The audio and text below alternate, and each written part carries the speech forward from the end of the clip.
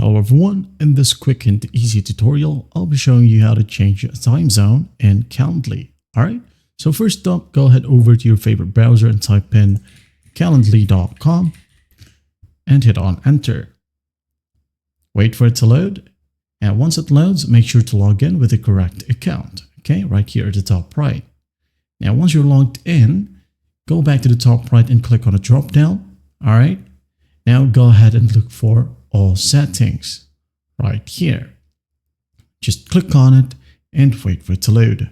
Now once it loads, in here in the left panel, make sure that you're under the profile section. All right, click on it, and once done, go to the center of your screen, scroll all the way down, and here you have the time zone option. All right, as you can see here, mine is set to Eastern Time, US and Canada. If you want to change it, click on the drop down.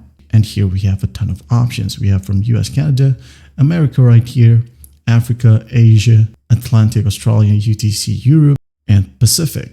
All right. So for example, I'm going to change it to Asia, China, Singapore, or Perth. I'm going to click on it. And once done, I'm just going to hit on Save Changes. Wait for it to load, and it says here, your settings have been saved. After that, you're good to go.